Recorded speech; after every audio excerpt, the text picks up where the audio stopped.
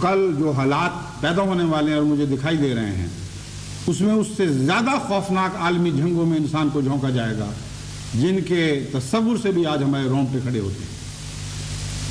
پہلی جنگ عظیم اور دوسری جنگ عظیم کی تو کوئی حیثیت ہی نہیں رہے گی اس جنگ کے مقابل پر جس کی تیاری آج امریکہ تمام دنیا کے لیے کر رہا ہے۔ یہ چند دن کے قصے، چند دن کی پھلجھڑیاں ہمیشہ کی روشنیاں پیدا نہیں کیا کرتی، ان پھلجھڑیوں سے آگے بھی لگ جایا کرتی ہیں۔ ہمیشہ کی روشنی تقویٰ اور سچائی سے پیدا ہوتی ہے۔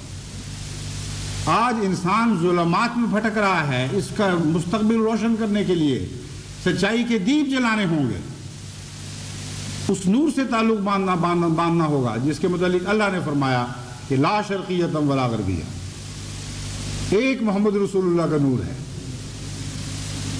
جس میں یہ طاقت ہے، جو اس لیے بنایا گیا ہے کہ وہ مشرق کا بھی ہو اور مغرب کا بھی ہو، نہ اس میں مشرق کے لیے کوئی بودھ ہے نہ مغرب کے لیے بودھ ہے، نہ وہ مشرق کا ہو رہا ہے نہ مغرب کا ہو رہا ہے، وہ سب میں سانجھا وہ خدا کا واحد نور ہے۔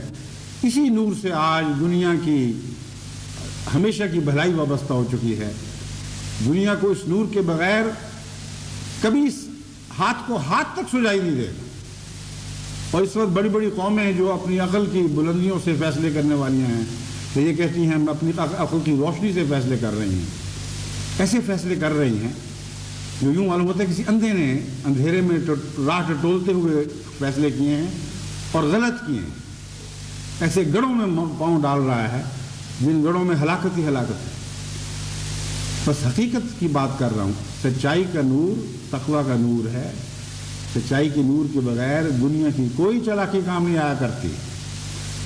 مجھے وہ غلطیاں دکھائی دے رہی ہیں، ان کے نتائج نظر آ رہے ہیں جو آج بڑی بڑی قومیں کر رہی ہیں، اور ان کو پتہ نہیں کہ کل ان کا کیا انجام ہوگا۔ یہ ویسی غلطیاں ہیں جو پہلے کر چکے تھے، یہ ویسی غلطیاں ہیں جن کے نتیجے میں بہت ہی خوفناک جنگوں میں جھونکے جا چکے ہیں۔ کوئی نئی غلطیاں ان کی پٹاری سے نہیں نکل رہی، وہی ناانصافی کی غلطیاں، وہی تکبر کی غلطیاں، وہ بے وقوفی کی تعلی کی غلطیاں پھر دہراتے چلے جا رہے ہیں اور پھر دہراتے چلے جا رہے ہیں۔